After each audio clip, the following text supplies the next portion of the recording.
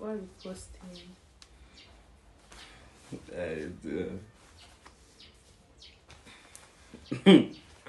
Ese reka ndebe.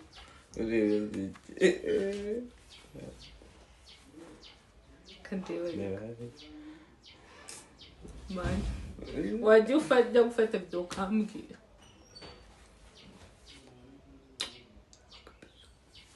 Yeah, mama, we.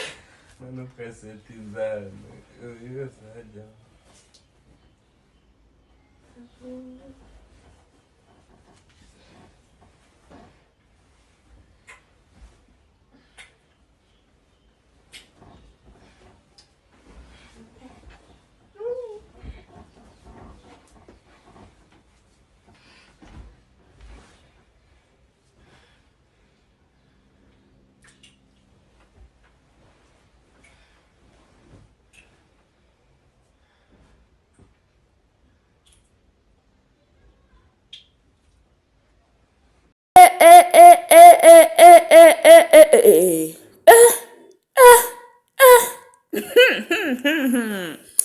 Rwanda we Rwanda n'abayituye mbega ibintu nabonye we mu izina rya Yesu. Ngayo nguko rero reka mbahe ikaze mu kiganiro cyacu cy'uyu munsi kugira ngo tubane mbabwire iby'iyi nkuru ibabaje y'abantu bakuru y'umugore n'umugabo bifata video bari mu buriri bari gukora imibonano mpuzabitsina bakifata video irengeje iminota 10 ngo hari n'izindi nyinshi nanze kubigaragaza kuko ntago nabigaragaza YouTube yati imana ku kanya ariko mana we numiwe mwaramutse mwe muraho neza amahoro y'Imana bane namwe ahantu hose muri mu mande zose z'isi ndabaramukije ndabasoje Uwiteka Nyagasani ajya bamera ibibakwiriye. Nge nitwa Joy umukobwa wanyu ndabakunda cyane. Uyu muhanzi muri kubona yitwa Yampano ku munsi w'ejo naranabipinda avuga ngo ibi bintu wareka kubivuga ariko numvise ari ngombwa yuko nayibabwira.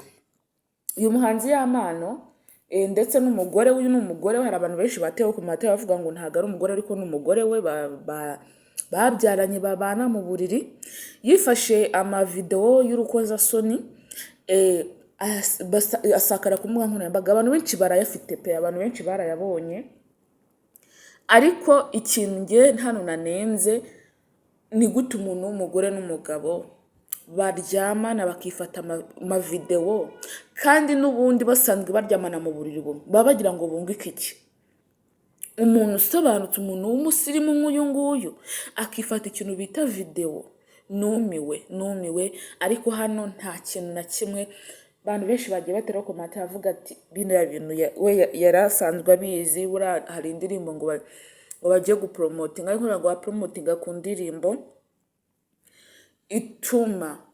ituma wifata ikintu bita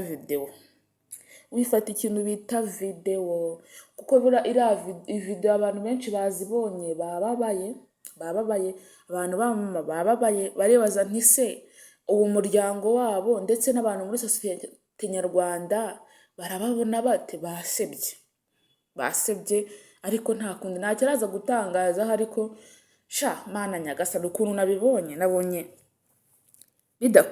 bidakwiye nk'umuntu w'umugore n'umugabo babana mu buriri bumwe bakifata ikintu bita video zirengeje iminota 5 zirengeje iminota 10 bakifata izindi rwose ariko umuntu wayasohoye nawe nta kintu yungutse nabo bayafashe ntacyo bungutse kuko umuntu wayasohoye kamemu ubwiwe ni ukubasebya.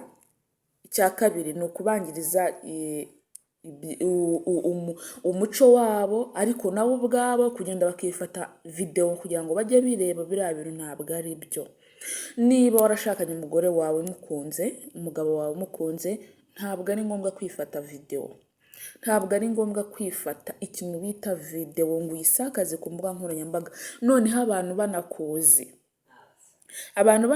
ukagenda ukifata ikintu bita video ntabwo bibarisha wa mwabantu mwe mujye mugira ubwenge biriya bintu abantu babibonye rwose uyo muhungu bamugaye cyane bamugaye n'uyu mugore we bamugaye, ibintu bakoze ntabwo ari byo byangwa n'amaso y'abantu. Rero mureke myanga ko njye byambabaje, nabuze n'icyo mvuga kuko bitewe n'ibintu nabonye by'aba bantu by'uyu mugore n'umugabo. Amafoto ejo yashakaye ku mbuga nkoranyambaga mu gitondo, ariko amavideo yagiye hanze mu masaha ya saa yine saa sita z'amanywa, niho abantu benshi bazibonye.